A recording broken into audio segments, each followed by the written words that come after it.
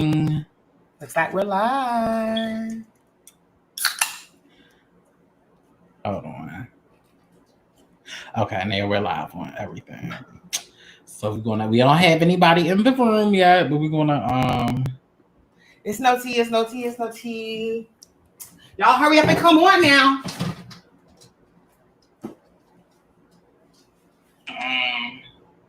It's no tea, it's no tea, it's no tea. Y'all hurry up and come on now. It says share it on your page too, on your phone. Okay, cool.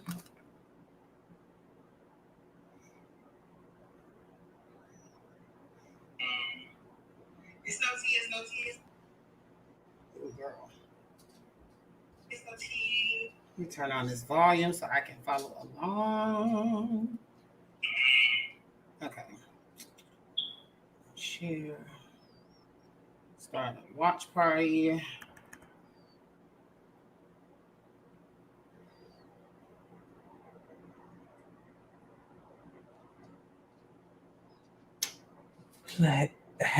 Hey, 3 viewers that are in the room, please. Hello, how you doing? No, we are a grassroots organization, honey. We just trying to do the thing so we can get the girls up in here and we can have our kitchen table talks and things. All right, I shared it, girl.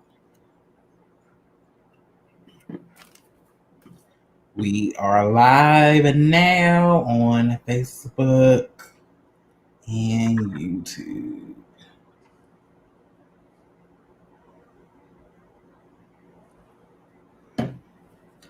Girl, we gotta get in now because everybody's doing their little live shows that night, honey. So we gotta get in where we can fit in, and it's Pride Weekend. What? It's Pride Weekend in Chicago? Yeah, or I think in Chicago and New York, it's always like the last weekend of the last weekend in June. Well, happy Pride, everyone. Happy Pride. Okay, we have 11 viewers in the room. Yes. To another edition of Box Number 5 Soul Podcast, Grown Black Trans Women Talk Live.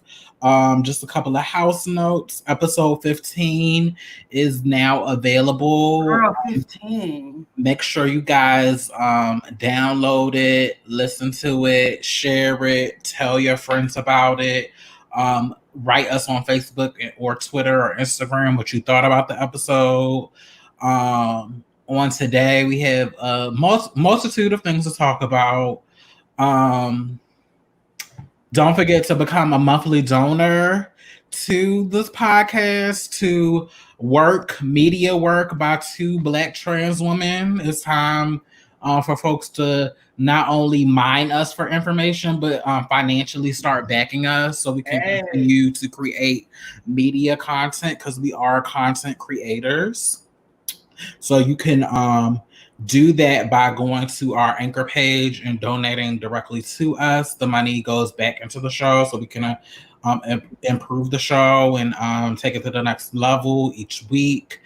The money also goes into this live stream because this is not free. So we definitely appreciate the support so far. Also, our listenership has grown significantly with the past couple of episodes. So definitely got to give a shout out to the Marsha's Plate podcast for shouting us out, and now we're included in the links to their show. So when people read the notes for their weekly shows, we are now included in that, and it has definitely bumped up our listenership. So shout out to Marsha's Plate, Diamond, Mia, and Z. Thank you guys for sharing your platform with us, because you didn't have to do it, but it speaks to the power of community and amplifying other voices in the community. And I know that we will be in a position to do the same for somebody else. Also, I want to remind you guys, Grown Black Trans Women Talk Live is an interactive platform. So when we talk about stuff, please feel free to comment either through Facebook or YouTube, because we do this particular show to interact with the fans. With the regular podcast, it's a little bit static. It's the lioness and myself going back and forth. But these live shows are so we can talk to y'all and interact with y'all and see how you feel about the things we are talking about, to see if you want to add any other perspective. perspectives. So please feel free to comment. We can see your comments. We can share them with the audience, and don't be afraid. This is a positive space, a positive environment. Yes, so. we definitely are intent on creating a safe space. And like my sister said, I am the lioness, and I'm excited today, girl. So girl, let's do an update for the people. How you feeling? What's the tea? What's up? I'm feeling good today. I was able to get a pedicure today, finally. I don't think I've had, the last time I had a pedicure, I think was last year. Oh, wow. Yeah, so bitch, it was time. So, we just, Illinois is on phase 3 of reopening. So, I don't know if the nail salons are open before, but I did know that you definitely had to get an appointment. So I made my appointment and I got my little pedicure, and my feet are nice and pretty and soft again. And now I can really, go into summer with confidence, honey. But yeah, I'm definitely, I've been having a lighter past couple of days. How are you? Pretty good. My mic came in the mail, so that's exciting. Bitch, I need to get me a mic, bitch. Girl, we'll talk about it offline. It wasn't crazy. Okay. It wasn't crazy. But yeah. So just chilling, relaxing. It's been a lot going on in the media. This week in particular was kind of an emotional roller coaster just because it was just so much going on. And I know earlier in the week I kind of felt away, and then I had to work through it. And I had anxiety a couple times this week, and I do suffer from anxiety. So it is something that has been pre-existing, but more so even now, I find myself really vibrating with energy sometimes, and to the point where I did have one panic attack this week. So that's always whatever, because I don't have them very often these days because I kind of have developed some coping strategies. But I guess with everything going on, it is what it is. But today, it's been a really, really good day. And, I've been in a prayerful place. I've been in a kind of a praising kind of a place. So that's good for the mood. So I'm good. Yes. Well, I'm glad. I know we didn't come on. We didn't do a live last week, and I definitely want to apologize for that. It was just a lot going on, and it takes a lot of energy to be consistent. But I am glad that you and I are both in the spirit where we can come on here together as a unit and really give the people what they want. I said we had 12 people in the room. Y'all make sure y'all are sharing this live. Tag your trans homegirls in this live. Tag the cis allies in this live. We need to get these numbers up. Yeah. Also, you guys feel free to comment. So this is like she said earlier, this is an interactive podcast, and so the whole purpose of us being here is is to be able to have a conversation, but we wanted you guys to be included. And so this new platform allows us to interact with you and engage in a way that we haven't previously. So when we see a comment that we like or we want to highlight, we'll post it on the screen as we see here. And we can talk about it. So you really can feel like you're a part of the experience. Hey, and this is on YouTube. Yeah, this is on YouTube as well. Shout out to our YouTube people. Yeah, we're always trying to grow our platform. Hey, Kayla, honey, how are you? So before we get into the big shit, I definitely just want to. This week has been very it's been very media heavy as far as Black trans women in media coming together to do various media things. Mm-hmm. I know last night on Fox Soul there was a beautiful panel on Claudia Jordan show that featured Black trans women. The two that stick out, Angelica Ross and Ashley Marie Preston, and some other Black ladies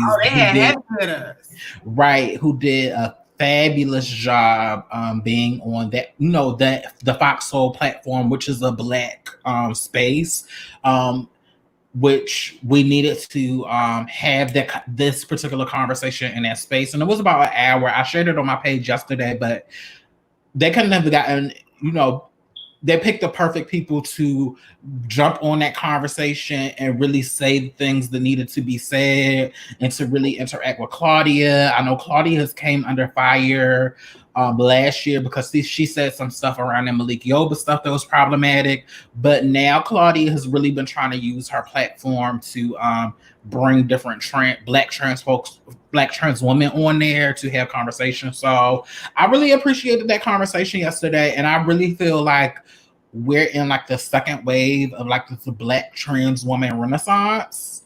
So definitely like the first wave was like the Laverne's, the Janice, and like the first iteration of T.S. Madison.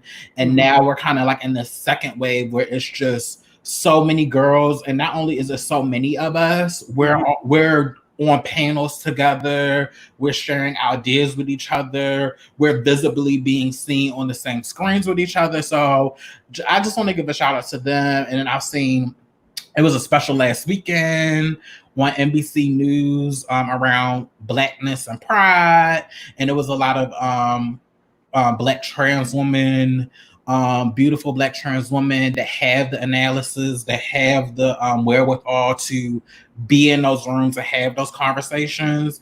And it would, it makes me happy because it's it kind of takes the pressure off me and off other people to always have to be the voice in the room. It's like the more of us that can like multiply and go out and have these different conversations, like the better it is for all of us, because the labor is just not on this one person to always be the voice. We have so many other voices. We have so many other women that are in different facets, in different professions, or even in different facets of the entertainment industry that are coming together to share their information and really represent the community. Yeah, so true. And I'm glad that we live in this day and time, because I'm one of those people. I truly believe that like we're a community where like it's gonna take people that are concerned about our well-being to really like dig deeply into their privilege bag and like share the space, because I feel like we've been doing the work, we've been having conversations, and before COVID, it was very, very hard to break entry into some of these platforms, just simply because of the barriers in place, the networks, it was just so many barriers to entry and so many people that had to be approved. And what I love about this day and time is one, I guess slightly positive occurrence that has come out of all of us being able to be in the house is that we all are using the same mediums to get what we need. Whether it be a big podcast, a major TV show, everybody's using similar platforms. So I love that, because then it makes the barrier to entry easier, because now you don't have an excuse. I don't have to go all the way to your production company and have a meeting with somebody to get on your show. Now it's just, do you want to talk to me? Yes or no? I have the same camera you have, man. You know what I mean? Right. So right. So definitely shout out to all of the black trans women holding it down in media. Shout out to the Disclosure documentary. We will be dedicating our next episode to like a deep dive into the Disclosure documentary and really taking it bit by bit and piece by piece. Also, before we get to the good shit, now y'all know I am a supporter of the LGBT reality shows. I love my community. What I will say is this. For all content creators, and we are not exempt from this either, because we are also content creators. When you put a product into the universe, it is open to be critiqued. Amen. And just because I have a particular critique does not mean I'm being shady or I'm being fierce or I'm, trying to downgrade what you're doing. But if I, as a viewer and as a fan, am personally invested in your product, particularly also too, sis, if you're speaking about something that's not related to you, related to us, and you're the expert on this, on your own identity, and somebody's choosing to use their platform to talk about a topic, yes, you're open to critique. Right. So don't take it. No, and I say this because G Status ATL Hustle, which is a YouTube reality show, which I like. I feel like it could be better. They released their season premiere, which was 2 hours long.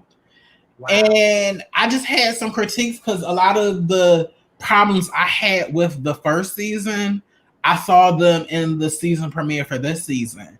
Well, let's talk about some of those. Like, what were some of the issues you saw, sis? It's too long. It's too like a few of the major ones.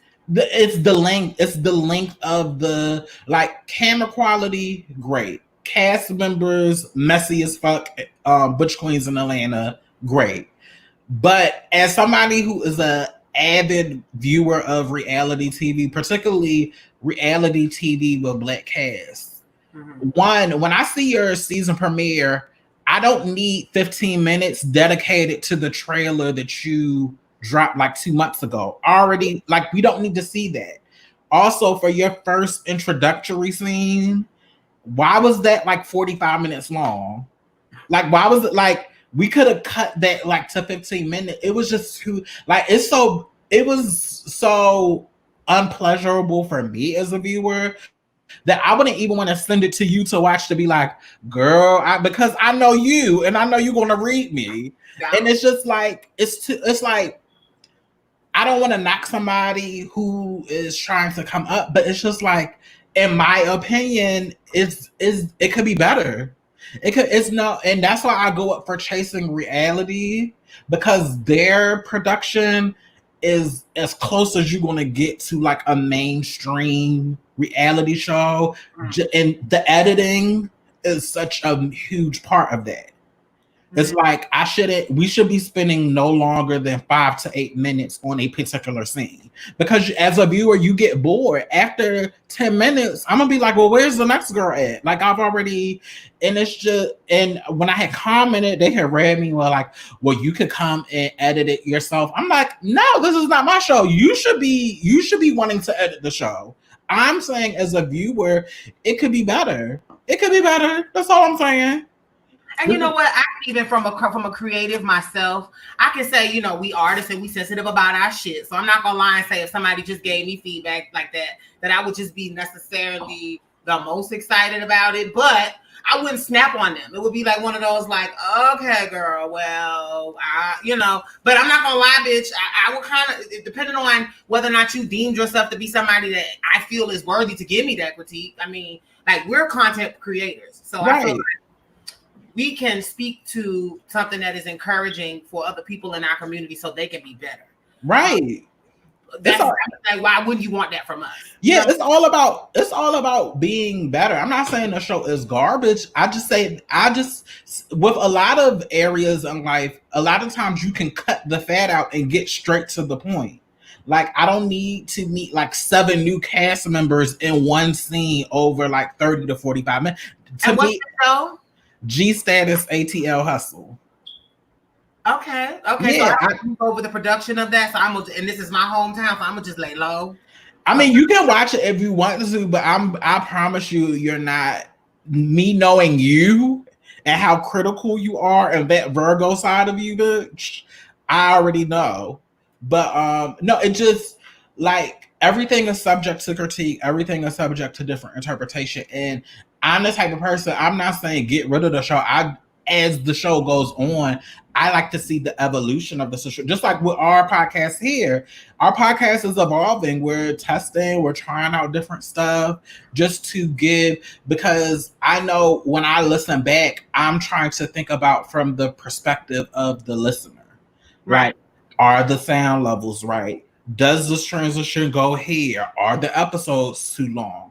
Are we really getting to, like, you always have to think about, you always is one thing, you have to be creative and give the creative content, but you also, I think you have to have the other side of thinking about it from the perspective of the consumer and from the viewer, and what's going to be the most pleasurable. And then reality TV is so low engagement, so I don't want to have to get that invested and to do that much work, because that's the beauty of reality TV. The payoff is greater than the investment. Like, I don't want the story to just get running after 45 minutes. After that, I'm like, girl, what else is on TV? That part. Now, you know what? That's true. Like you said, it is low engagement. And because it's happening in the moment and it's supposed to have this real feel, it starts after a while feeling staged when you have like a scene where it's just a whole bunch of people and you're introducing all these people in one scene. It doesn't feel organic. Right. And then it was to the point that like hour and 30 minutes and they finally got to the girl that I've been wanting to see anyway. I'm like, girl, why couldn't we just like back at her in the beginning? Because you know everybody wants to see Devon. You know everybody wants to see Akeem. So how about we cut like 20 minutes off this intro part so we can get the crowd, the fan favorites that everybody wants to see sooner instead of making them wait like 2 hours. Like it just like, and then they were trying to say, well, this was a movie. I'm like, if you have to explain it to me and I didn't get it from just watching, therein lies the problem. Now I will ask this question, sis. Where actually did you give this feedback? Because I think that's also important. In the comments. Okay, sis. Now I'm just because you know, bitch, I'm gonna see both sides. So, no shade though. I mean, I appreciate. I think feedback is good. Do you feel why? Well, let me ask you. Let me just not assume. Why didn't you do it in the inbox? Did you feel like no? Because I've given feedback on the show like in past seasons in the comments, just like everybody gives feedback in the comments, because we know they read all of these reality shows. They're in the comments, so I put it there because I know you're going to read the comments. I get it, and I respect that. But now, as a content provider, now let's just flip it and try to be, and let's put it in our feet in their shoes. Now, if we had like right now, if somebody just started reading us completely out in the comments, like not necessarily, even if it wasn't necessarily, it was in a productive way, but if they were just giving us all this feedback in the middle of this moment, I guess this is a live moment, so that's different. But oh yeah, you're right. It's a live moment, so it's not like it would interflow with the flow of anything. I mean, they pre-recorded this, and I'm not. Yeah, I get it. No, it's not. That flipped it because I'm thinking it's more of like a podcast, like a live experience. But no. This is and mind you, this was a show that was supposed to come back out. It was supposed to actually come out like last fall. Oh, so you had plenty of time to edit. Yeah, you had plenty of time to like edit it and get like, because they premiered the cast for season 2 like around this time last summer, and then they said, oh, season 2 debuts this fall. Oh, so it's just like, yeah, come on, girls, come on. And really, that shows that you're a real fan. Like you want to see it win, right? I want to see it win. Like I live for it. I like the drama and I like the messiness, but it's just like when you have that and then you have the Chasing Reality and not saying that Chasing Reality is the best, but out of the LGBT reality girls, they have a better product. And you have the Come Up in their franchises, and they're about to come out with the Come Up Miami. Those two kind of outweigh the just by editing.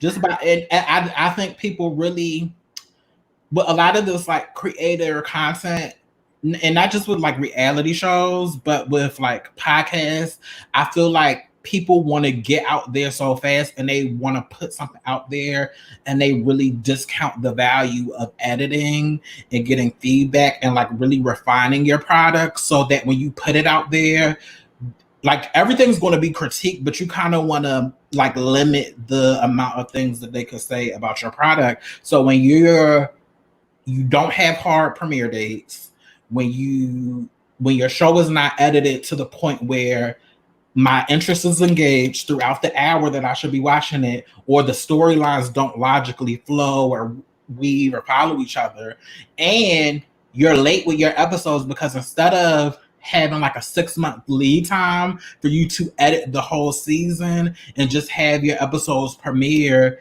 you're waiting until the last minute to do stuff and you're editing the week that the episode comes out. Like we're going to see it. Like we're gonna know. It seems, yeah. You gotta, like, even for this podcast, like we recorded long in advance, and then what we do is we edit it down to this. This isn't something that's like thrown together the night before. You know what I'm saying? Right. You just can't do it because even with editing, you have to listen back so you can hear, so you can hear stuff, so you can catch stuff, so you're just not like here. So I see a comment here that I think is worth pointing out, sis. Tayana Smith, how you doing? Hi, Tayana. Thank you for commenting. So if it says, I wish they would leave drama out of these shows. out of those shows, Chasing ATL and Dallas had more drama than them building their brands. So what I want to give my thought first on that. Go ahead. Okay. So where did you read the comment from? So, I'm sorry, say again. Where did you read the comment from? I think it might actually be in my watch party. Oh, you have a watch party. Okay. So should I No, because I wasn't able to see. No, that's fine. Okay. So yeah, the show. I mean, so I feel like what's really the tea is I come to see drama. Like, I'm not trying to be funny, but like, I want to see them build their brands, and I wish that some of these shows would showcase more of that than the cattiness. I can't really speak for Chasing. I think from the shows that I've seen, I do see them going in and out of their businesses. I do see them doing things and talking about stuff that they're doing. I mean, yes, it's not the focus, because at the end of the day, you know, it's about how they engage. It's about what's going on between them. And sometimes, as it is in community, it is drama. Like, anybody that is in this life understands that when a group of the kids get together, girl, it's drama's in the mix. It's in the building. Right. And so I love that they're not editing that part out to try to be respectable and all that. So what are your thoughts?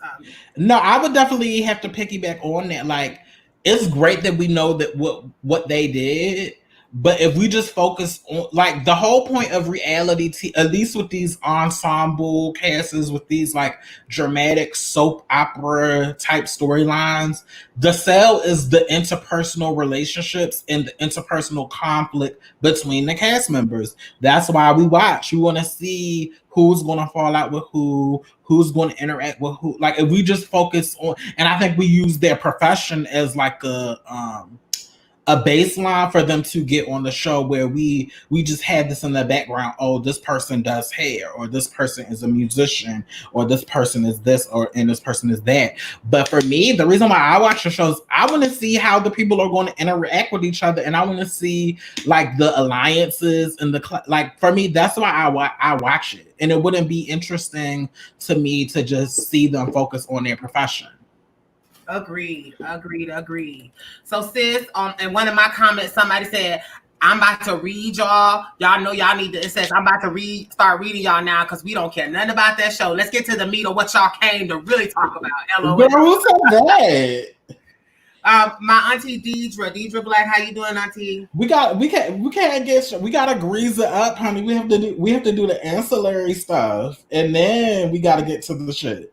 All right, well, let's get it, girl. Let's get it. So, girl, what's this? So, girl, you hit me up with some stuff today. You were really like telling me that, speaking of feedback, right? That actually, speaking of what we talked about in episode number 15, like performative allyship. Right. So let's talk a little bit about performative allyship, and then let's lead that into the topic. Basically, performative allyship is when, not even defining it, in my personal opinion, now we're at a space and time where people are like making these grand gestures, like they are for the community and they are about the community, but like how they move and how they operate show that their personal politic is not aligned with this image that they're trying to put out, or with this wave that they're trying to be a part of.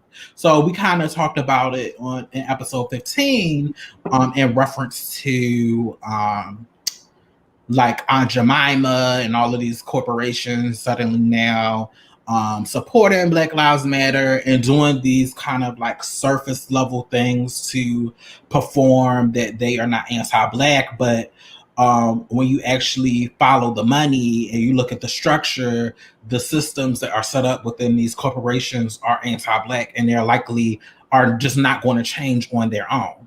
So you decided to discontinue the use of Aunt Jemima or Uncle Ben as a brand or a logo.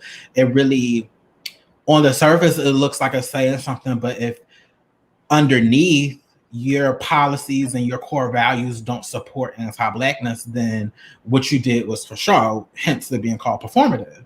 So I'm on Instagram And I follow another person, and I'm gonna say his name because it is what it is.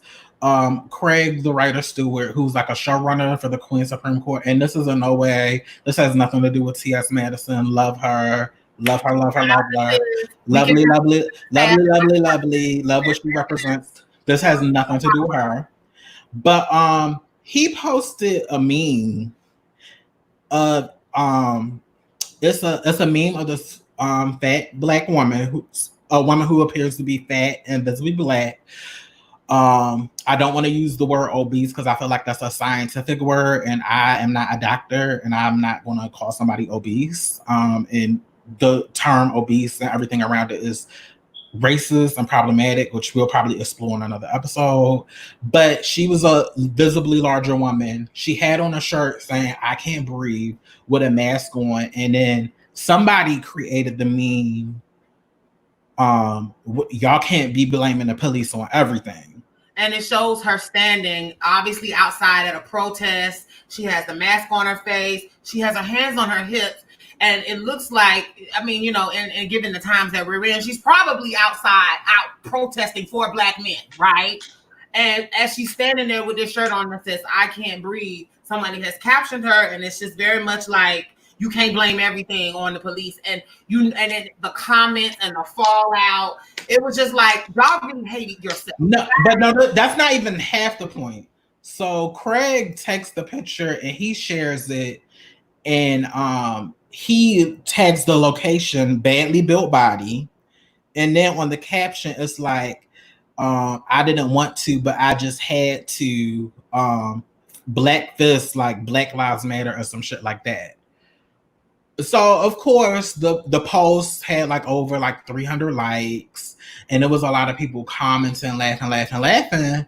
But to me, I didn't think that was funny.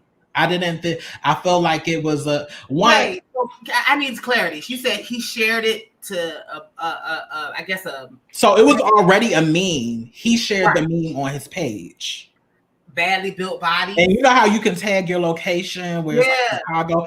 His location said badly. Let me see. Sis, this hurts my feelings because, like, my God, that's. I mean, no, because it's levels to this, right? I mean, so many levels, so many. What badly built, like, right? It's just like so many things going. Okay, so the location was badly built.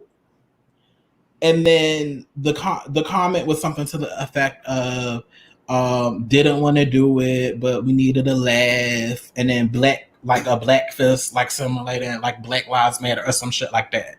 Wow. So, and then in the comments, people are just going in, ha, this is funny. So I've noticed a couple of people saying, like, actually, this is not funny. Like, why are you doing this?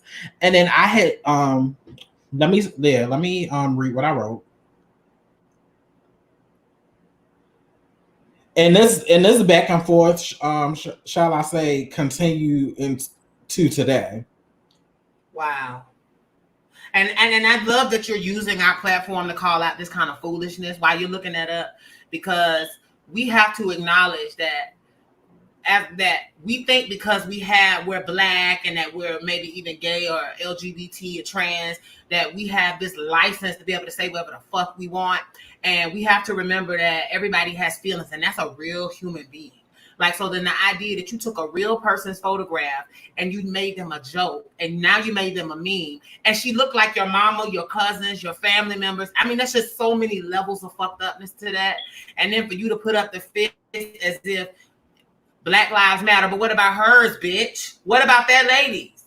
But anyway, what was your read, girl? Go ahead and get it. So I commented on. So he wrote, "Gently slides this on your timeline. I couldn't help myself. Sorry, Black Fist." So then I put on there, "Are we really shaming fat bodies today, just to get a cheap laugh?" And then I also pointed out, I was like, you and Derek J have a convo on y'all YouTube channel about fat phobia and femphobia in the gay community, and now you put a post like this up on your page. Right. And then let me see if I wrote anything else. Okay, so that was yesterday. So then he put up another post today, giving them very much people are so sensitive, and this is my page, and I can put up whatever I want to. So, I had to comment to that. So when he did the post this morning, I was like, you did exactly what I thought you were going to do. You didn't engage with anybody on the initial post that had valid critiques. We weren't attacking you as a person, or let's get.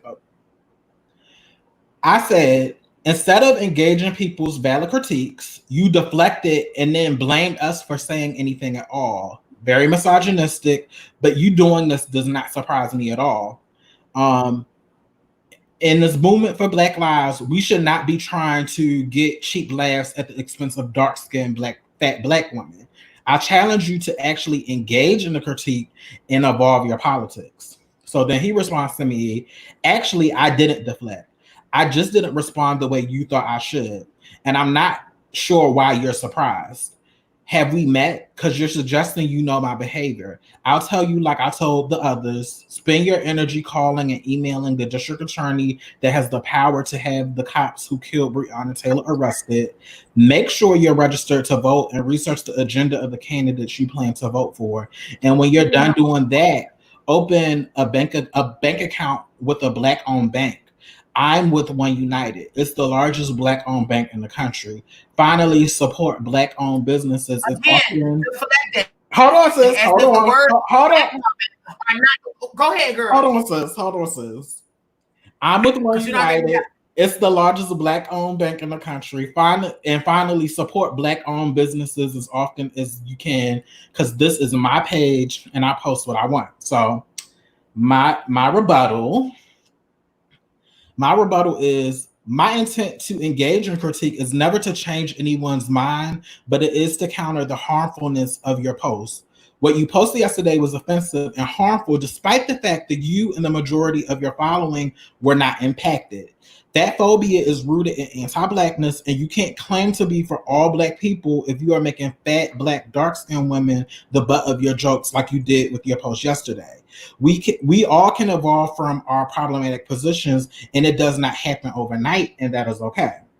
So then he responded, you see what you just did here? You deflected, completely obfuscated what I said about banking Black and supporting Black, because what you're trying to you obfuscated, because that's not what the fuck we talking about. But go ahead, girl. I'm sorry. It's hard to sit back because I want to battle, bitch. Go ahead.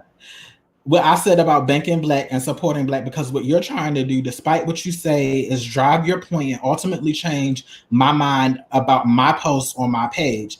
I'm not concerned with who was or is offended. This is my page and I know my heart. I'm not here to prove that to you or them. It really is that simple. If I concerned myself with folk with tissue paper feelings, I would never post. That's your problem, not mine. And then I responded, actually, I didn't. And also the capitalism that you are promoting by encouraging me to support Black businesses as if I already don't will not liberate us. Black people having access to money will not save us from racism, which we learned from the Tulsa race riots. The fact that you are not concerned shows your privilege in the situation and further solidifies my point of why your initial post was offensive and problematic, as well as your subsequent responses to me in particular. I am used to being gaslit by men, but I just hope that you can evolve from this point and not be so defensive against my valid critique. So that's where it ended. So go ahead, sis. You have a lot of thoughts and feelings. I have a lot of thoughts and feelings, and so this is my thought. Black men, you don't get to define Blackness at the expense of Black people. Gay men. You don't get to tell people that. I'm saying I'm speaking because see, I feel like in this situation, I need to speak to Black men, and let me tell you why. Because Black men are the ones who are quite often, a lot of times, are perpetuating the hate against the women that they love dearly. You're perpetuating the hate against your mama. You're perpetuating hate against your sisters. You're perpetuating hate against your cousins and your family members. Because let's not act like we don't come from a big bone people. Let's not act like culturally we come from places where being beautiful is being full-figured, is being voluptuous and curvaceous. How dare you claim to be pro-black and you be anti the motherfucking women that are all around you? So first of all, as a black man, fuck you very much for trying to define blackness as something that you find aesthetically pleasing. Because what you're really telling this black woman right here is that she has no right to have feelings when she may have been bullied her whole life for having a body type that doesn't conform to a European standard. How dare you fix your motherfucking face to say pro-black and to talk about black businesses. A lot of those black businesses have full-figure, plus-size black women sitting up in there running them. So fuck you very much for disrespecting those people who are trying to support those black-owned companies that you're talking about. Because see, what the problem is that black men don't want to realize how they have benefited from the work and the struggle of black women. Because let's be transparent. Black women are the ones that are graduating at a higher rate. Black women are the ones that are excelling. And black women are the ones that are helping to change the world that we fucking live in today. And you better pay your motherfucking deference because it is a black woman who brought you in the world. And she probably was full-figured. That's the gag. And so the idea that this black man is going to sit here and try to diminish your opinion and then try to make it like I'm being pro-black business and you're talking about something that isn't black. It is black. It is black. Full-figuredness is black. And you're not going to sit here and try to diminish that experience because your motherfucking ass wants to try to make a joke. It's not fucking funny. Not to mention you work for a full-figured black woman. A black, that's the first thing they'll say. Well, I work for T.S. Madison, or I do the, yeah, you work, but you still have your politics working for them, because if you really saw her and all of her identities, you would be affected and not, and clearly you thought about the repercussions before posting that picture, but you posted it anyway. I was just going to say it, but somebody said it in my comments. That's so Venus Hottentot. That's so Sarah Bartman. That's so, let's put up this black woman and let's laugh at her features. Let's laugh at her big butt, her big breasts, her big body. Let's put her in a cage and travel her around the world like she's in a fucking zoo. Let's do that. And then here you are, a black man in 2020, feeding your motherfucking face off of a black woman. Let's be real, off of a black full-figured woman. And she shakes her titties to feed your motherfucking face. And you have the audacity to throw another black woman under the bus for being fat. And then when you get called out on it, you try to use blackness to hide behind. That is a problem for me. Tayana Smith, one of my commenters here, said, just like the lady that made fun of during slavery, she had a big butt and breast and white people made a circus out of her. And then she said, sad as fuck. This is sad as fuck. Mm. And we have to do better as a people. This is horrible. Yeah, and you just that's the part. When I said I wasn't surprised, I wasn't surprised because you didn't even engage with me or any of the other fat women that were telling you that this was problematic. It's not funny. It's not. You can't have a pro-black politic, but then turn around and take cheap shots at visual pictures that have fat, darker skinned black women. Mind you, she's wearing a shirt to show solidarity with black men. Black men. Like, so once again, she's putting her black woman body on the line to try to uplift a cause. So his motherfucking black ass, because that's why I said this ain't even a gay thing. Now, as a gay man, he felt like he had another right. And see, that's a whole other thing about gay men feeling like they can critique what's critiquing black woman's body. Bitch, you don't get a motherfucking say what a woman is because you never could be one. Those of us that are living the experience of womanhood, we understand how hard it is to get up every day and be these women that we are. And we understand how some of these gay men can try to tear our soul down when they don't see it. Oh, I don't think you real. And that's why, to be real with you, there's a lot of great and good that comes out of ball culture. There's a lot of great and good that comes out of a lot of the fact that the fashion industry is a lot of gay men, because it does allow diverse points of view. But I am sick and tired of motherfuckers that don't know, that can't walk a mile in my pumps. You might get Shawam in them. You might go runway in a bitch, but you will never know what it is to stand at this bus stop in my motherfucking shoes and have to navigate as a woman, having people critique my body in all kinds of ways. So for this black woman to take the risk to leave her home, to go to a public place, knowing full well that there's somebody out there that's gonna look at her as fat and black and think it's a fucking joke, but she still put herself on the line for black men, and for you as someone that is supposed to be a thought leader, someone that's supposed to be pro-black, for you to not only shame that lady, but then silence my sister for calling your motherfucking ass out. And she's not doing it in a shady way. She's doing it as a member of the LGBT community, as one of your trans sisters, telling you that you need to check your privilege. Because see, we are women first. And that's what people not realizing. We try to categorize and all that shit, but we're women. And we identify with the issues and the things that women go through. And I live this life every day, and no one out in the world is like giving me the 4th and 5th degree about my experience. You know why? Because it's the woman. And I have to deal with the struggles of being a black woman and men trying to grab me and attack me. Hey girl, grab. I have to deal with all of that too. So for the idea that that black woman thought she did something good for her community, and then a black man took it and put it on the internet and had 300 motherfuckers laugh at her. That is fucking horrible to me. And that is no better than the people in the schoolyard that will surround the fat girl and say, you got cooties, that will say she stank, that will make these comments. It's no different. And like, I am tired of grown people using their platforms to bully people and then saying, but this is my platform. Right. No, you're a fucking bully. And the whole point of the platform is to engage. It's social media, not your page alone. Right. And it's just want the likes, so get the critique too. And no one is exempt from critique, like you said earlier.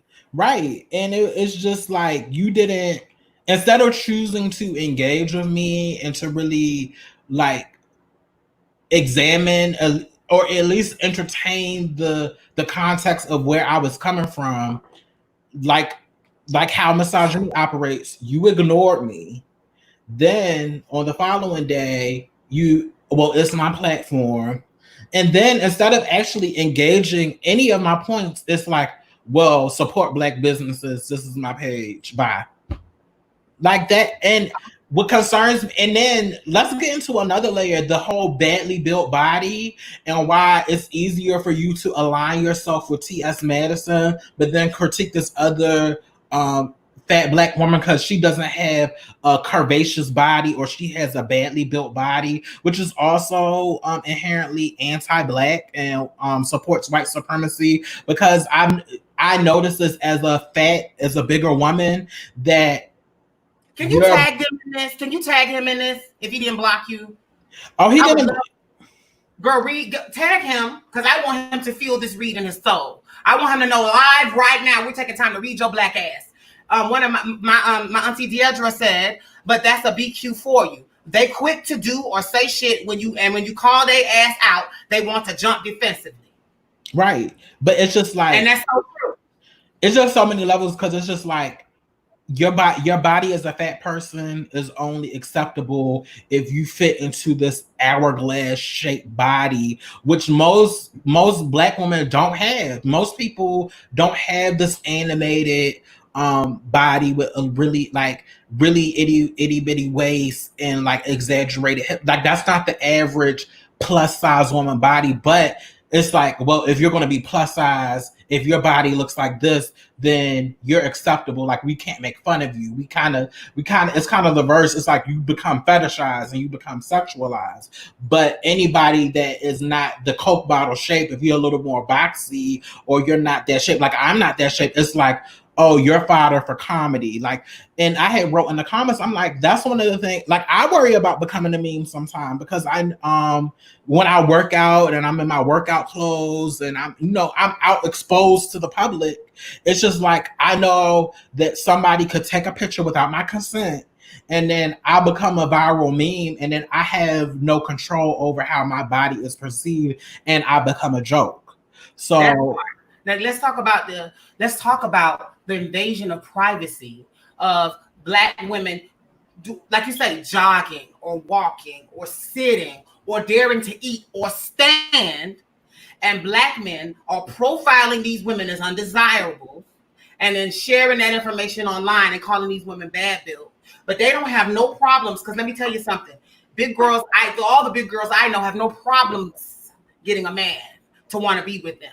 That's what to want to have sex with them, to want to desire them. But these same men want to shame these women because they want to act like they're trying to conform to this, like what you said, this European standard of what is beautiful. Because the reality of it is we come from stronger stuff. And we just have to acknowledge that as a people. We're not going to fit that small European paradigm. All of us aren't going to be able to do that. And I don't think that it's any less or more beautiful, but the idea, the invasion of privacy, like you said, that woman did not ask. It wasn't a photo shoot. They didn't ask for her consent. She didn't sign off on nothing. That in this meme culture, you can just look funny to somebody and they can make a joke out of you. And that's even how they do us as trans women. And I've seen butch queens, gay men, do that to us as trans women and put pictures up of girls that they don't think are beautiful, people that may be in the beginning or might be homeless and don't have what they need to get how they want to be. Right. And you put that up online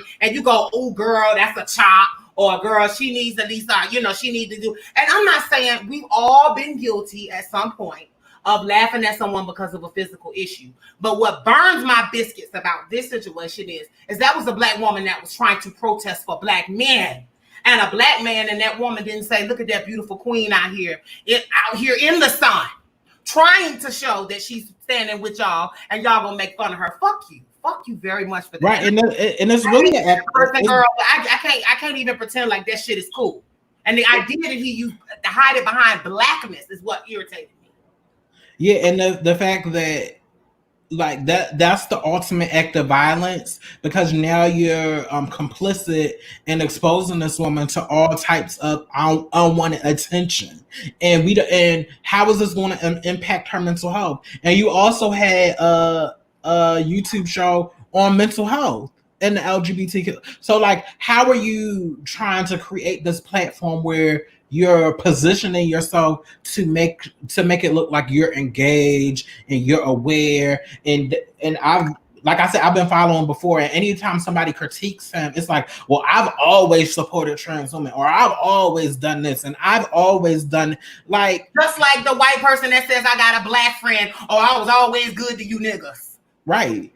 And it's like, no, I don't know you, but I'm judging you based off of your action. I didn't tell you to post this picture. You decided to post this picture. You thought about it and you posted it. So I'm judging you on that action. I don't need to have this long-term intimate relationship with you to judge you on this specific act or at this specific point in time. You shouldn't have done it. And it does nothing to advance this Black power, we're all Black thing, when the most vulnerable among us and fat Black women are vulnerable because they're unprotected.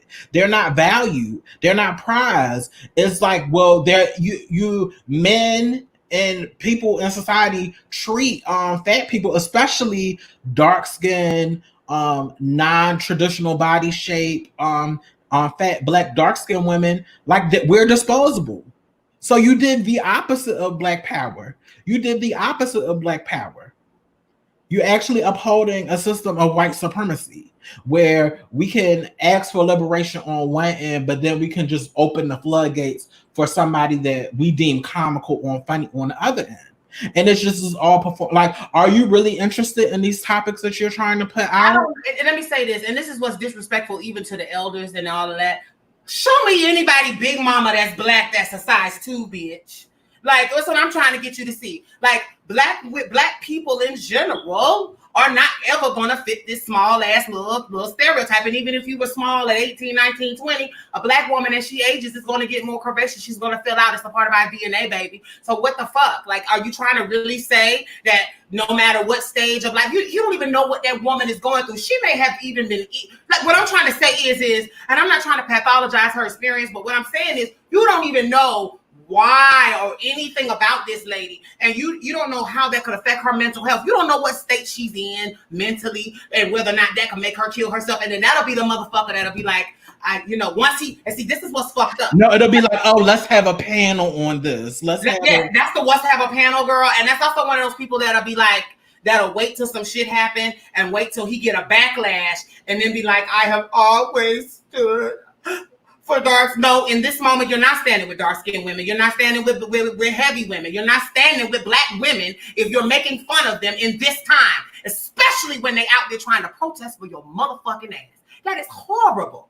She wearing a shirt saying, I can't breathe, trying to stand with these niggas. And then what they do, throw back in her face, yeah, bitch, you can't breathe, and you can't blame that on nobody else. Like, that is fucking horrible. I'm sorry, girl. I don't have. Yeah, and it's just my mouth. You know, it's just like my thing is don't engage in this performative activism like you are woke and all of that when your personal politics and your personal actions show that you're not committing to disrupt any system. Because no shade, it would have been nothing for him to like engage me in, and it's like I wasn't trying to cancel you. I can't cancel you, and clearly I wanted to engage in the conversation because I didn't block you. I didn't up and block you. I wanted to have the conversation, but don't try to position yourself like you're about it and it's like, no, you're just trying to profit off of it. You're not about really undoing these systems and liberating the most marginalized among us. You're just about profiting off of it, approximating yourself next to it and getting a couple laughs off of it. And it kind of, I don't know. Like I said, this is not about T.S. Madison, but it's just it questions my intentions. Why are you aligned with her? Because she represents everything that you were making fun of. And I've seen him, and he's done other stuff where he's like one of those black. Yeah, he's one of those black gay men that are kind of like assimilationists. Like assimilationist to like heterosexuality. So I've seen that other stuff, but in this particular instance, it just makes me wonder: what is your intent to align yourself with this popular black trans woman who is basically defying all of these stereotypes and making a very radical stand in who she is and what she represents, for you to then turn around and post something like this, and then when I validly push back against it and critique you, it's just, well, this is my page and you can feel how you want to feel and those are your feelings and get the fuck off my page. It's like, what?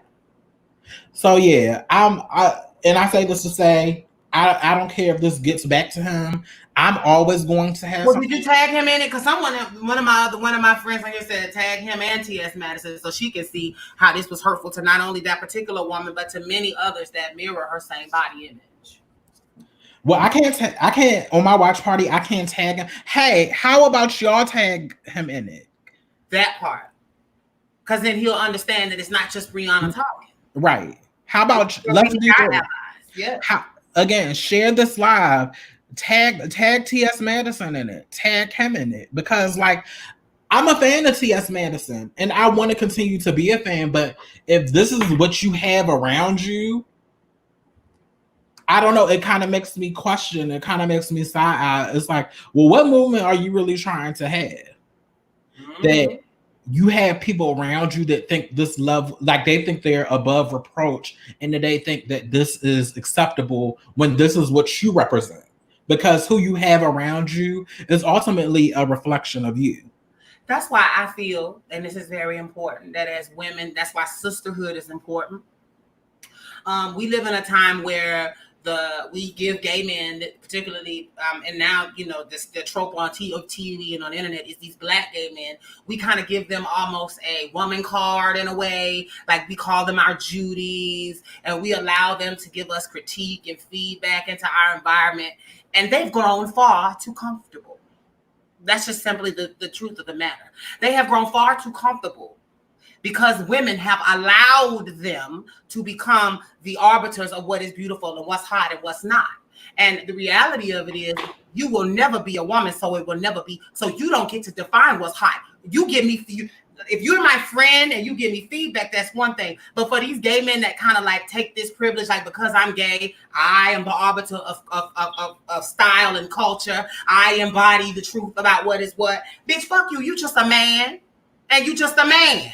And you may have your little opinions about what's beautiful, but I am a woman and women come in many diverse ways. Women express themselves in diverse ways. All women aren't going to wear the same shit. All women ain't going to want to be a fembot on wheels. Some women want to be just regular women, and every woman is not going to be a sex siren. Every woman doesn't want to be a sex symbol, and I feel like every woman doesn't even want the fucking male gaze. So mind your motherfucking business. If you feel like you have that privilege and whatever with your little friends, you do that with your little friends. But you stay the fuck, keep my name out your motherfucking mouth. You don't have the ability to come up and critique me. Because let me tell you, even on the flip side, I've had gay men come up to me in public and I'm minding my business. I'm minding my business and it's, yeah, come on, titties. Yeah. And it's like, well, first the fuck off, it wouldn't be okay for a cis man to comment on my breasts. It wouldn't be okay for a cis man to come up and try to grab me. It wouldn't be okay for a cis man to comment on my appearance or my makeup and he didn't know me and I'm sitting here with my husband. So just because you think you got a waist trainer on and some high waist jeans, some women's jeans, you feel like you now have the ability to critique my appearance in front of my loved ones, in front of my family, or in public in front of people. That's the problem. It's like we have to remember, when you give people permission to come up and objectify you, you can't get mad then if they're on the flip side, they come back and they have something negative to say. Because I'm not open for feedback about my motherfucking appearance. I really am not. And I am very quick to be like, have a good day. Because I didn't come here. Because see, the idea that you felt like you had to yell across the restaurant or in public means you really didn't want me to get it. You wanted to be performative. You wanted other people to see the person you're talking about. You wanted people to see, and now you turn the lens of this room on me. Because gay man, a lot of times in particular, you're doing that to deflect the attention off you. You're playing into the stereotype of comedian minstrel so that you can placate these people and they can feel comfortable laughing at you and whatever you're laughing at. Not realizing that you're not getting equity, that no one's giving you any type of real respect. And what you're doing is you're objectifying somebody that did not ask for your motherfucking opinion. So this is for all my homosexual men that are watching now, my allies, my loved ones, like whatever. When you're in public, you mind your motherfucking business and you take care of yourself.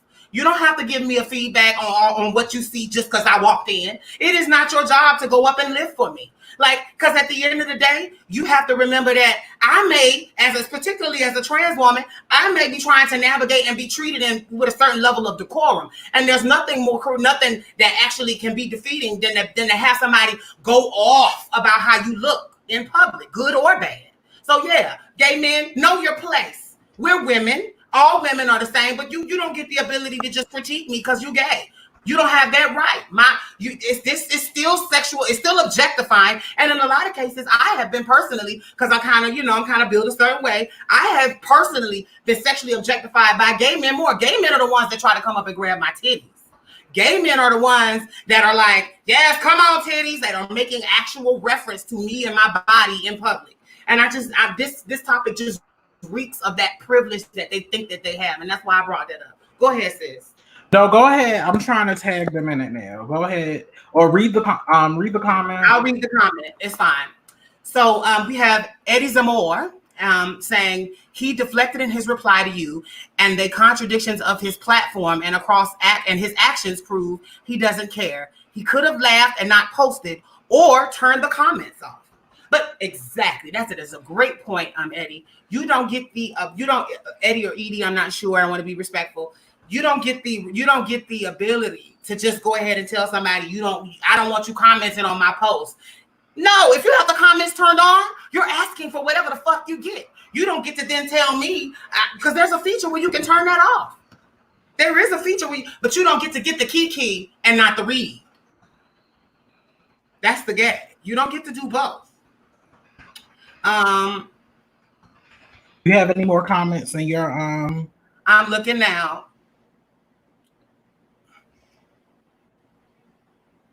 Somebody said it was about a video. Oh, sorry, let me make sure. Somebody said it was about a video he and Derek J did. T.S. Madison addressed it on her morning show. What happened? So someone said it was about I'm not sure what this is a reference to, but I feel like I needed to say. It says it was about a video. It's Tayana Smith, one of my commenters, said it was about a video he and Derek J did. T.S. Madison addressed it on her morning show. So if Lady Madison has addressed this, thank you, sis. Thank you. Get your people in line, because this is terrible. Like, you don't get to laugh at black men, especially when they're standing out here trying to protest for black men. You don't get to laugh at black women, especially when they're trying to call attention to an issue affecting black men, and you mock her. And when she's trying to be and open her heart out and her time to protest for black men, because she's wearing an "I Can't Breathe" shirt, and that he thought was fucking funny. That's crazy to me. And yes, he didn't create the meme, but we're responsible as content providers to make sure that we are representing what we say we're doing. And if you're pro-black, you can't be fat phobic, baby, because there's too many people around us that are full figure for you to be acting that way. Your mama, your grandmama, your auntie, your cousins, anybody we are all full figure people, and black is beautiful.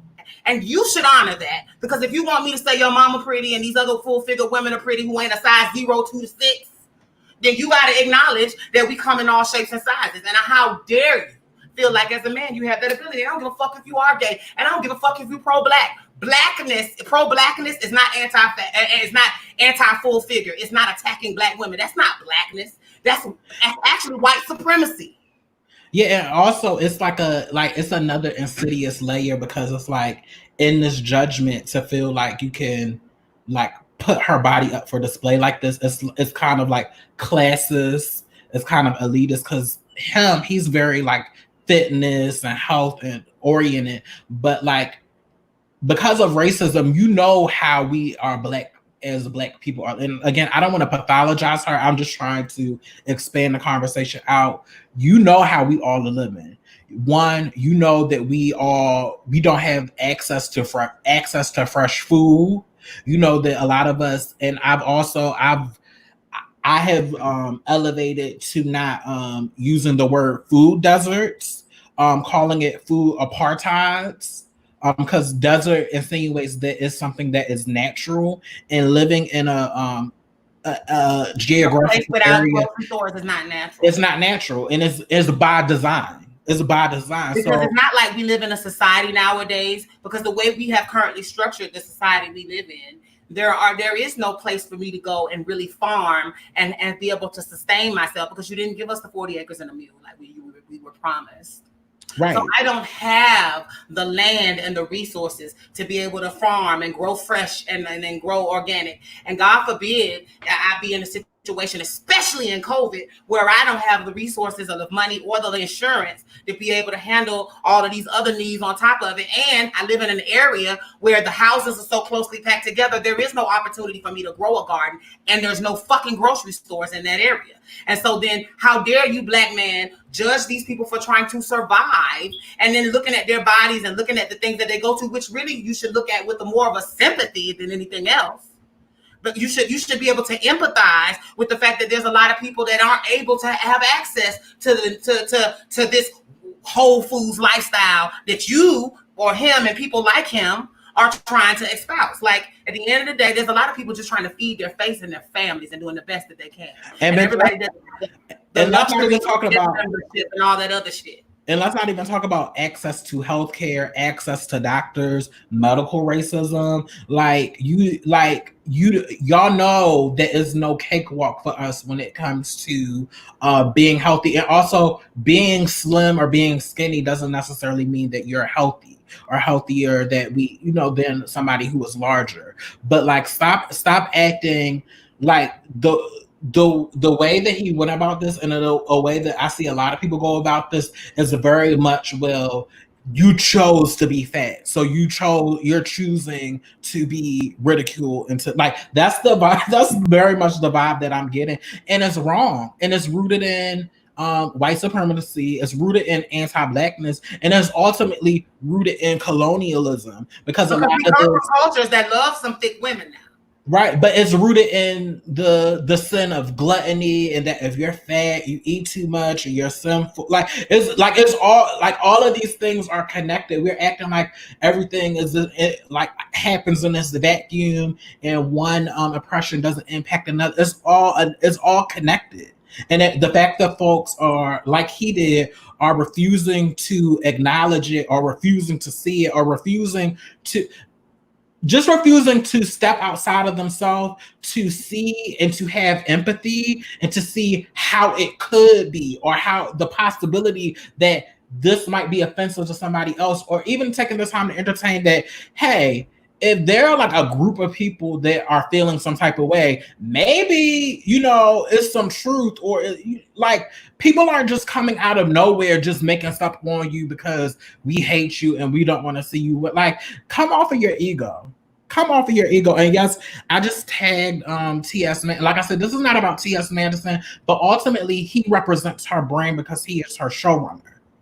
So I tagged T.S. Madison, I tagged the Queen, that's Queen Supreme's Court, and I tagged him because the whole vibe I'm getting is, oh, I'm untouchable and you can't touch me. And I'm the wrong person to say that to. And like, that's the whole spirit of protest.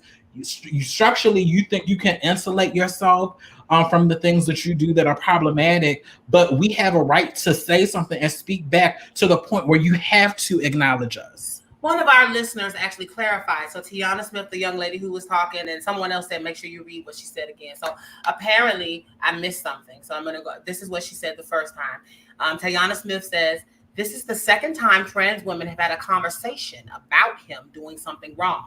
He's just exposing herself. And then one of my other commenters said, I wonder what he said the first time. And then she said it was a video he and Derek J did. And T.S. Madison addressed that previous incident, I guess, on her morning show.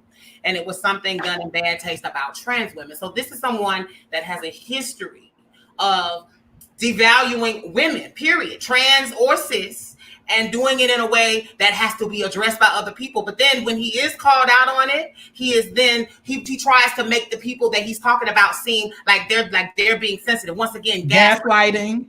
If on our last episode 15, we did an entire segment dedicated to this terminology. We gave examples from Psychology Today. So y'all tune in and follow that episode because we really did a deep dive that was very thorough and educational. If you really, really want to know what gaslighting is, some of us know what it is because we used to deal with these niggas.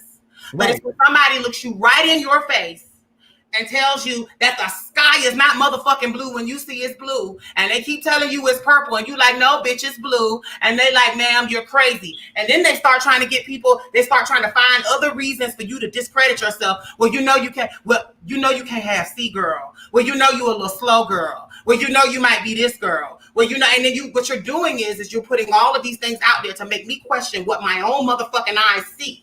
And a lot of times men will do that in relationships or playing with us. But there are times where men will do that when black women, when black trans women, when black people are trying to say what's going on. White people do that to black people all the time. That's what's going on right now. They're gaslighting black people. I don't know what you're talking about. I don't know. I don't benefit from privilege. What privilege? It's like, yeah, bitch, you know what the privilege is because you ain't see me in none of your motherfucking college classes, bitch. You didn't see nobody. You don't see. I'm not in your neighborhood. I'm not even allowed in your cul-de-sac. And if I did wander in your motherfucking neighborhood, you would call the police. That's privilege. So don't gaslight me and tell me that that's not what we're dealing with as black people. And then for black men, don't you gaslight me and tell me that I'm a black woman and I'm being sensitive and my feelings are tissue paper sensitive because I dare to call you out for trying to shame a black woman who's only trying to protest for black men by wearing an I can't breathe shirt. And you thought it was funny to share a meme that says we can't blame everything on the police. Fuck you.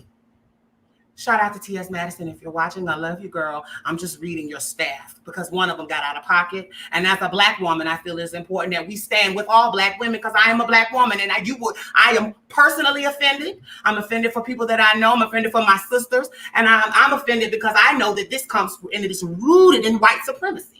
And we have to call it out when we see it. We have to check those that we employ. We have to check those that we call our children, our family, our gay fathers, our house members. We have to check these motherfuckers because they've gotten entirely too comfortable benefiting off of our beauty and our gifts and these curves, and then having the audacity to critique it and read you when they get mad or try to gaslight you when you call them out because I'm an ally. I'm an ally. No, the fuck you're not. If you think that it's okay to make fun of a large black woman just because you think it's funny, you think it's motherfucking funny, and you think it's cute, and it just burns me up. And we can go in circles about this all day, girl. But Miss Thing, if T.S. Madison is watching right now, this is not about you. We love you down the house, boobs. No shade. We love you. This is not about you. As a matter of fact, in a way, we're speaking, and as a black woman, I know you can identify with this. I am sick of men critiquing my body and feeling like and being able to feel like they can tell me whether they think it's attractive, and then being able to make a joke about me, and I gotta go ha ha ha ha ha. Yeah, I am fat and funny. Fuck you. No, it's not fucking funny. And anybody, and particularly another black woman, particularly a black trans woman, he should have received that from. You know why? Because he's employed by one. You should already have an open ear to be able to receive from your sisters a correction if you're in the wrong. So I hope you're also watching too, sir, so that you can get this correction, because this is not shade to you. We're not trying to cancel you. We're not saying we don't think you have a place in the ecosystem. What we are saying is you check your motherfucking privilege at the door, because you eat on the back of a full-figured black woman who is doing everything she can to raise her brand and her awareness, and you are a showrunner for her show, so you catch a check from her. So fuck you very much for trying to disrespect the very people that are putting food in your fucking mouth. That part. Yeah, it's just do better. And I think men do themselves a disservice, or people who are privileged do themselves a disservice when they discount the power of us as marginalized people and think that they can dispose of us and think that they have the right to not engage in us, or that we're not important enough to even talk to. I think you do yourself a disservice, and you set yourself up for some bad karma to come back on you. So don't think just because you don't know who I am or we have a smaller platform that our voices don't matter. Girl, I'm heated. Was there anything else we want to talk about, girl? Because see, this topic here is going to burn my spirit down. Well, just to peel this off the mill and flick it, it's a podcast, and I don't think this podcast is just as bad as Craig and his comment. And I can actually post the stream of comments and exchanges between me and Craig. And I really wasn't being shady. I was really trying to be open to dialogue. And those that know me know that I can go in and I can take out bitches to the point where they want to block me.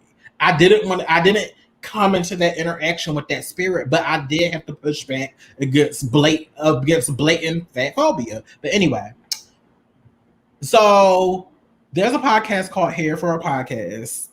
And they're like a LGBT podcast ran by Black queer people. We have another comment. Ran by Black queer people.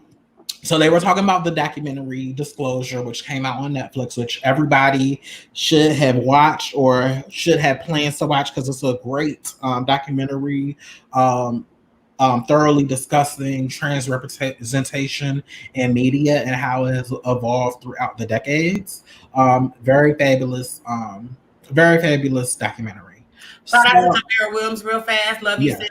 We see your comment here. Hopefully people are reading it. And you guys, if you want to comment, the comments will show up on there. We may not be able to get to them all, but I wanted to acknowledge another sister that's a great creative and a wonderful person out in the world. I love you, girl. Love you, sis. Hey, Tamara. Love you.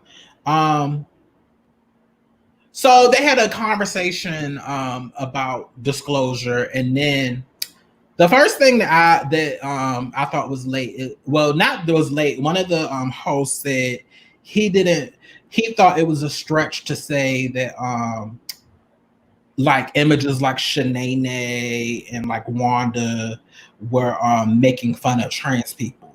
Like he thought it was a stretch, and he just didn't get the argument.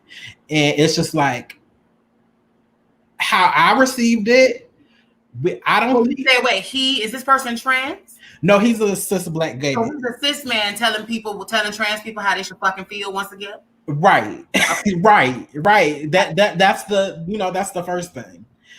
So he was like, well, he didn't see how when he watched it, and one of the hosts, it wasn't the other one who was more femme, it was like the more masculine one.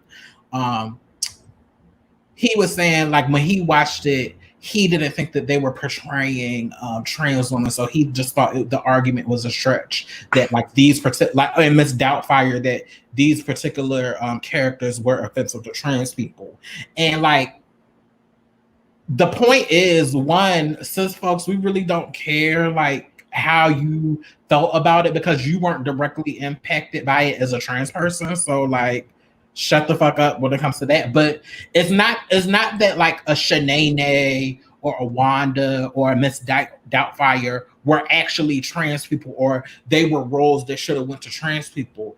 It was about the after effects of those characters, and when cis folks encountered trans folks in real life during that time period of the early 90s, 91, 92, 93. They didn't know how to encounter blackness in a way that was holistic. They didn't have Pose and these other shows to be able to differentiate what that was. As a matter of fact, back then we were all called transvestite. Right. So it wasn't that these were roles about trans people. It's the fact that cis people, the larger majority of cis people, would see these roles that were clearly not trans folk and would use that to attack and demean and cause harm to actual trans folk. So it wasn't, which is not a stretch, because that did happen, and that still happens. And so let's talk about that. Let's talk about the fact that there are still situations that it's very rare, few and far between. But I, as a trans woman that transitioned in the early thousands, I want to say that it was still very much a real point in time where I would go places and people would laugh at me like I was the comedy show, because we don't, until now, very recently, there was no way for people to be able to differentiate in their minds, because let's be real, we are a minority, a very small minority in a world where a lot of people already are skeptical about our experience, right? So they're skeptical. So when these comedians then get up and drag, and then they begin to be acting in a comedic way, it conditions the audience to see somebody that is gender incongruent and to think that it is funny. We're not saying that those people necessarily had the intent on making fun of trans people directly. But what we are saying is because there was a lack of representation of the different types of experiences, that a lot of times those, and let's be real, Black trans women are women. So a lot of times those comedians too are showcasing problematic images of women. Like they're mocking women in a way that isn't flattering. And it's comedy, but at the same time, we have to acknowledge that some of that perpetuates stereotypes, again, about fat Black women. Think Eddie Murphy and his little movie with Rasputia. Big Mama's House. Like some of those things, some of those comedic roles are then used to make fun of people and doubly make fun of Black trans people. So let's not act like you can't see how the correlation could be drawn. Now, if you are able to, I am able to look at some of those skits and laugh in a way because I don't see myself from it, but it also comes from me having the privilege of being trans myself and knowing that does not define me. But I have that knowledge, and maybe he has that knowledge, and he's taking for granted that the world does. What that documentary was trying to do was to explain to the community at large how problematic gender role play can be, and how it can affect people who are actually not playing in gender, but happen to look at or exist in a way that doesn't fit into a mold. So I think that once again, that's a situation where somebody tries to make it seem like people are being crazy because they can't see why people are feeling a certain way. I'm not saying that those comedians, no one is saying that those comedians were intending to pick at Black trans women. But what we are saying is it did condition an audience of people that every time I got on the market, it was a fallout when I was in my early transition. That there would be people that would yell out the window at me and call me Shanae and call me these names. So then let's not act like that doesn't fucking really happen in real life, because I'm a living witness that it does happen to people.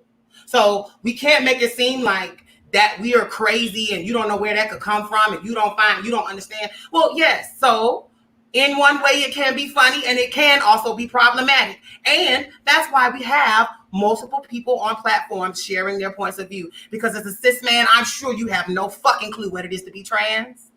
And so therefore, you have no reason why to understand. So once again, know your place and sit the fuck back. You being LGBT does not give you permission or the right to be able to speak for people of a community you're not the fuck a part of. Watch the documentary, learn, grow, take it, do your own research, and then go forward. Stop trying to critique everybody's shit. Stop trying to tell people how they feel. I mean, once again, it's just like another level of privilege. If you're not critiquing me about how I look, you're critiquing me about how I fucking feel. You don't have the right. You will never know what it is to be a woman. You will never know what it is to be a Black trans woman. You will never know what it is to walk around in this world and have people tell you that your experience is not as hard as it is, because they don't live it. They don't fucking know. So yeah, girl. So let's go to the second comment that he said. So Girl. then oh sis, we're not done yet, girl. So the next comment that he said was it was around the whole topic of disclosure. And it kind of went like this. That he started off with saying he knows that it's dangerous being trans. So it's like, so you know that it's dangerous being trans. But and then that's it. It be them butts. He could have just stopped there. He could have stopped there. It be them butts that fucked me up. Go ahead. So then he goes on to, well, whether you disclose or not, you still are at risk for violence. Whether you wait to disclose or whether you disclose up front, so you're still that we get violence either way. Right. Okay. But that the burden should be on us to disclose what we really are before we have sex with these men, so we won't get killed. Well, see, first of all, that's a false equivalency, because most of the men that are killing us after they've already busted the nut. It's not before. So let's be real. And in some cases, it's an obsession. In some cases, but at the end of the day, you're seeking us out. It's not like trans women are like we're private eyes looking for vulnerable niggas. Like, we are beautiful creatures that happen to just exist in a realm that is fascinated by our very existence. But like the whole problem with that, and even why I hate cis folks, gay, whether they be cis gay or cis straight, trying to lead and have this conversation, is that they create these rules and they create these like perfect scenarios that are not real or that are not true to life. That are not true to life. And also they create these scenarios where all the burden is placed on the trans person to disclose or not to disclose or to make all of these decisions, and none of the burden is shifted back to these cis men, these Black cis men, to not kill trans people. Like, it's no secret that we are in the world. So cis men need to be open to the fact that trans women are part of the dating pool of quote unquote women that you will meet. So if you come across a trans person, it shouldn't be a big deal. It shouldn't be a reason to kill somebody, whether they disclose to you up front or whether they waited till they were safe to disclose, or whether we should not be killing people. We should not be. Let me say this. I think we are also confused. Like I said, what I was trying to say was, I think people think that we're out predatorily looking for men. No. They realize that we are in a situation where just because you walk up on me and say, hey, you're beautiful, don't mean I got to tell you shit about my life, because nigga, I don't know who you are and I don't know if you might kill me. Like the guy that made that comment acknowledged. We're getting killed either way. We're getting killed. It's dangerous to be us regardless. The people that beat up was it Ayanna? Yeah. The people that beat her up, that was a group of Black men, and it wasn't because she didn't tell her tea. They saw she was trans and beat her on sight. Because that cis woman was able to use the fact that she was trans to give these men permission to then brutalize her. So let's talk about that. Let's talk about the fact that it ain't got nothing to do. A lot of the things that happen to us are not sexual. That's other people's fascination with us. You're fascinated about what's between my legs. That's why you better tell them. You better tell somebody. Who's to say she didn't tell? Who's to say we don't tell? Like, what's the problem is that y'all are so fascinated that you think that that's the main issue, because that's the only thing you can think about. The only thing you can think about right now is what's up under my dress and whether or not you can have a piece, or whether or not you can. Or he would never want you, or he want, like, y'all, there are literally underground markets for cis men to have access to trans women. Go ahead, girl. I'm sorry. That, like, I could pull up my phone right now. Niggas thirsting to get into my bed. Like, I literally don't have to do nothing. All I have to do is sit. I even cut my hair thinking, oh, they're not gonna want, bitch, I get more play now than I did. Oh, because you know, girl, that mug is everything to us. But it's just like this, again, one, cis folks should not be the ones leading this conversation because it's not realistic. And the reality is to be a woman, a black woman in America, it means to deal with a whole bunch of unwanted attention by men pushing up on you, men all in your face, men all in your face, men being very domineering, and you as a woman are not going to have this power or feel safe disclosing or just being this brazen person that's just going to disclose. That has real repercussions for a woman in the society. Whether you disclose or not, whether he knows you're trans or cis, you're still open to a high level of violence. So this whole realistic, and then we don't have systems set up to protect trans women when they do disclose. We don't. So to have these rules, to make up these rules as if life works like that, I think it's counterintuitive. I think it's counterproductive. I think it's just ingenuous, and I think it shows how much cis folks are committed to not actually listening and understanding the lived experiences of actual trans women. And let's talk to I'm talking to my LGBT allies, or the LG and the B, actually, because the T, we're doing our thug thizzle. I want to talk to the LGBT and the T. Your proximity to transness does not give you the motherfucking ability to tell us how to act, what to think, how to breathe, how to disclose, when to disclose, who to disclose to. It really doesn't give you any right to do that. And the idea that y'all are the ones sharing and continuing this narrative, and let me my auntie Deidre said, false narratives is what they create so they can justify their heinous actions. Exactly. What you're saying is that my transness is inherently worthy of death. That's what you're really saying. You're saying that my transness is inherently worthy of death. So you tell them people so that they know whether or not they don't kill you, because being you is deadly, bitch. You deserve to die for that secret. So you better tell, or you deserve to get killed. And I'm trying to say, what the fuck is it that we live in a world where our own allies, people who know what hate crimes are, people who we lobby for hate crimes for, are then going to look at us and say, but y'all better do this or y'all gonna get killed. Here's the gag. Here is the gag. Black, cis, white people, period. Everybody, men, women, approach trans women for sex knowingly. I think that the idea is that we're walking around in this world to try to trick people. There are people that still believe. Bitch, I can't keep niggas off. Bitch, I can't keep niggas off my dick, bitch. I can't keep them off. But this is the point. The problematic narrative, that part. But the problematic narrative is that people really, really in their mind think that we did this whole thing to try to trick somebody into believing we're a woman. Bitch, I am a woman in my soul. That's the reason why I was willing to lose everything to be this woman. That's the reason why even when my family wasn't supportive, I still did it alone by my motherfucking self. That's the reason why I was willing to be homeless to be this bitch. That's the reason why I ran away from home to be this bitch. Because I am a woman, and what you won't do is deny my experience by capitalizing on trying to address your fascination with what's between. I done broke my fan, bitch.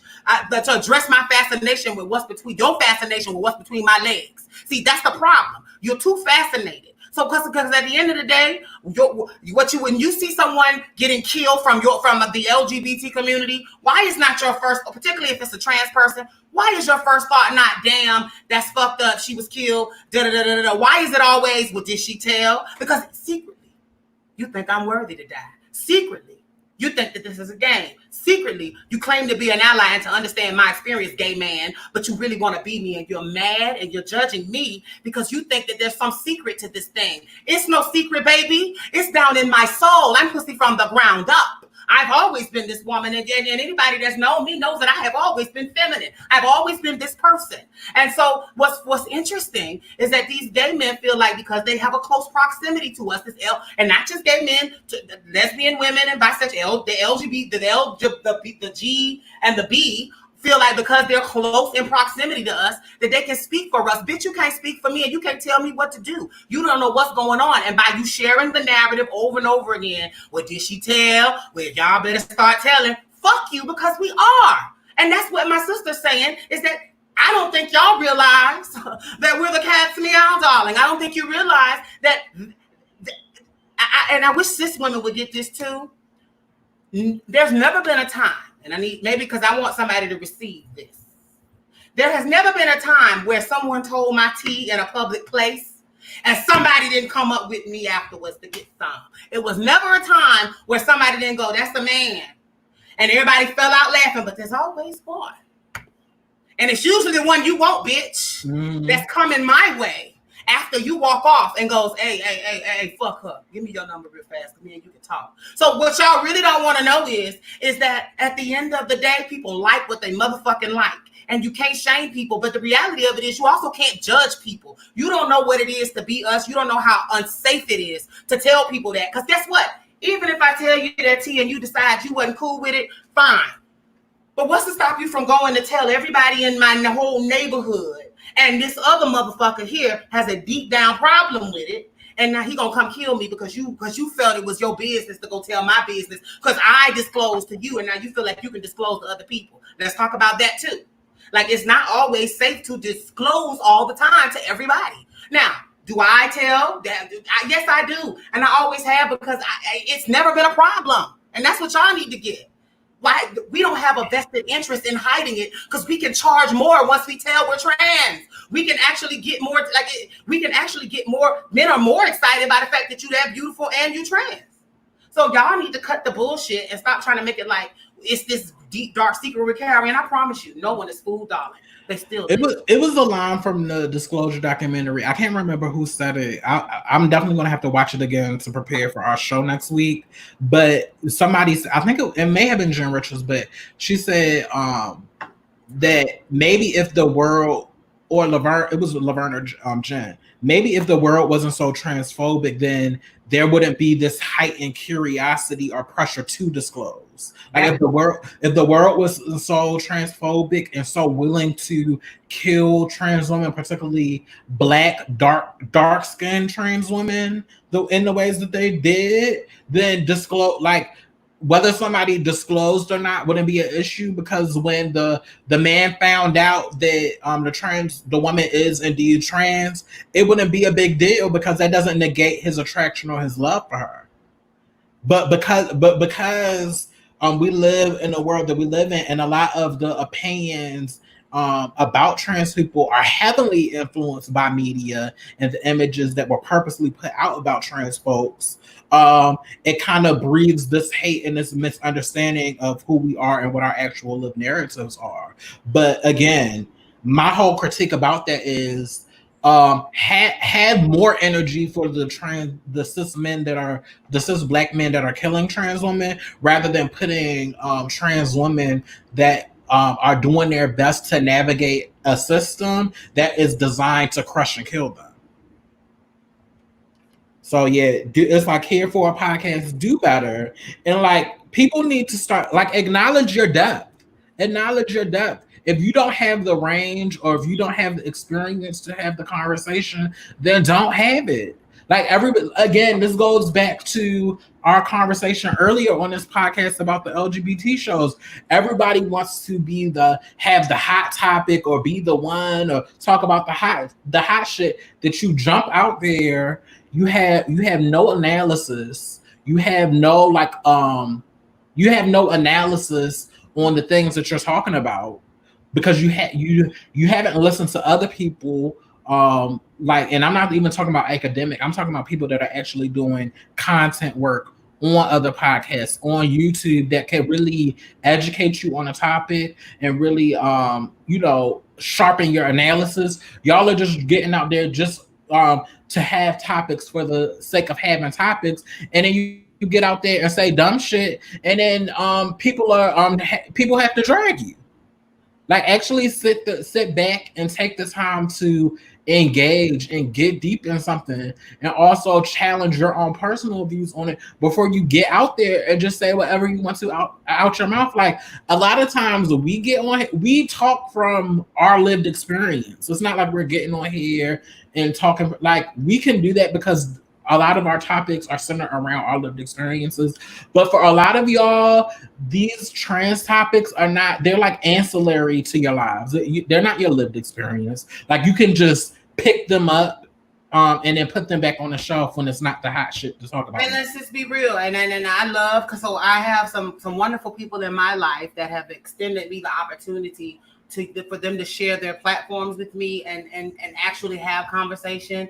And some of them are LGBT, and some of them are cis folks that are just interested in having our conversation be a part of their world. And I think that's dope. And here's why: because it would be like a panel of white people having a panel on blackness and thinking because they talk to a few black people and they have black friends and they're engaged in black community and they have a black mom or a black relative, that they have the ability to speak or proselytize or speculate or judge or give criticism to a community that they're not a part of. And what we would quickly do as black people is say, hey, hold on. I'm seeing a panel on blackness led by white people. That's a problem. So I'm proud of the people in my life that are understanding how important it is that trans people be at the table when you're trying to have a conversation about them. So I want to do that first. But for the people that don't really get that concept, it is problematic for you to look me in my face and tell me who I am. And I look at you and you're not me. You don't know nothing about my experience. And you've collected a panel of people that can't relate to my life to tell me what's going on. Like, we need to also remember that part of having privilege, because the privilege is something that you may not have control over it. For example, being born a cis man, you have a certain amount of privilege.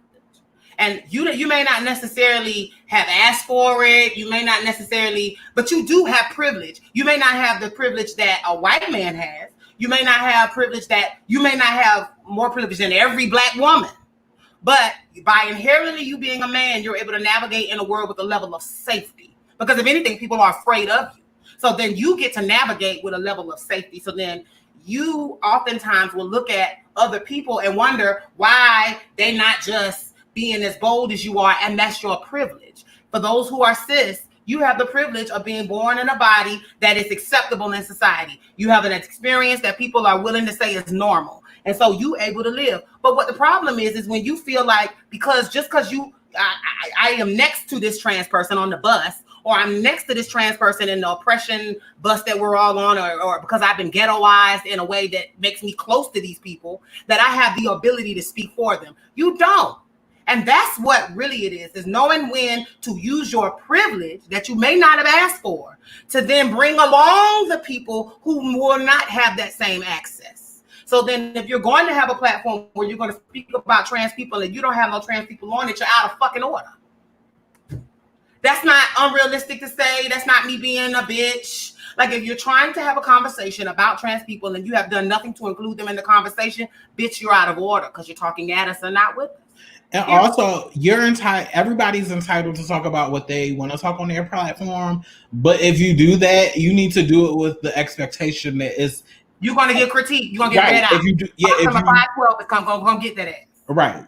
So yeah, it's because I'm pretty sure it's going to be, well, I can do whatever I want. That's fine, but also have the expectation that you could be read if you say the wrong thing.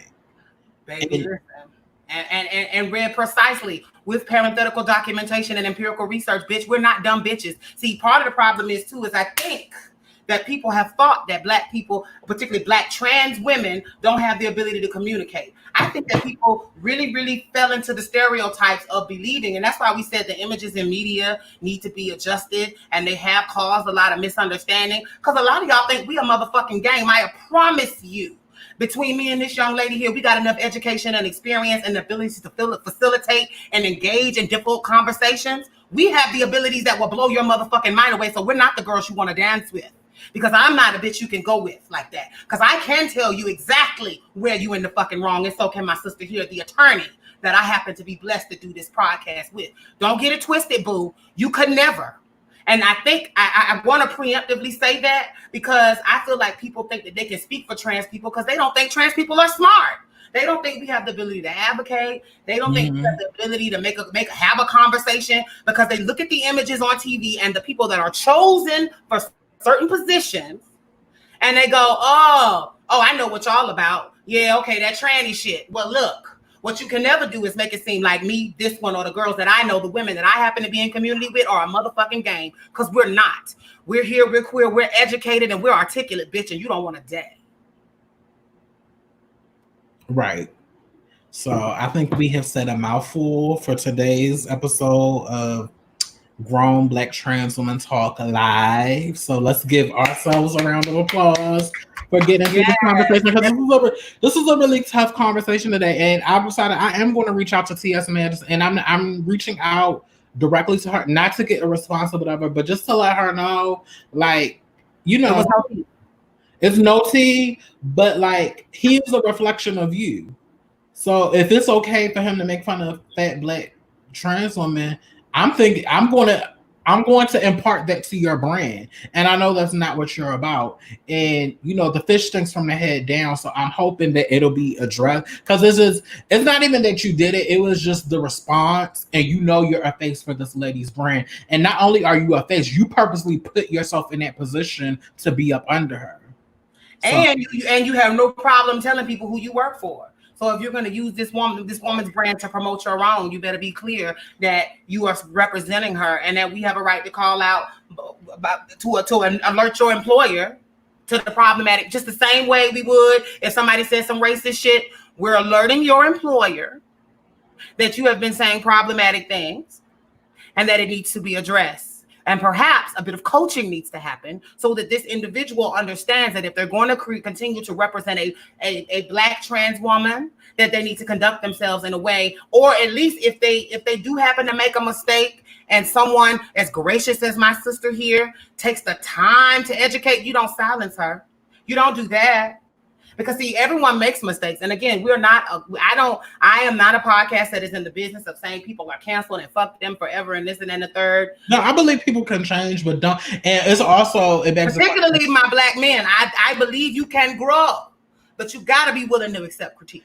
And it also begs the question, why do you think you can silence me? Is it because I'm fat? Is it because I'm trans? Is it because I'm dark skinned and you feel my voice doesn't matter? Like, y'all, I want to take this time right now to say thank you for tuning in to Box Number 512 Live After Show. Our podcast episode 15 aired today on all podcast platforms. We ask that you like, subscribe, and follow so that we can actually track who's following us and so we can grow our brand. But also, if you would love to support a Black business, as we say, if you really want to support a Black business, please go onto our Anchor page and become a sponsor and donate money to help us grow this platform. If you enjoy what you're listening to, we encourage you to please support us. Also follow and like and subscribe to us on our social media platforms at Box Number 512 Podcast on Instagram and Facebook. It's the same name, Box Number 512 Podcast, Grown Black Trans Woman Talk. My name is The Lioness. And I'm Aeon. See you guys next time. Bye. Bye.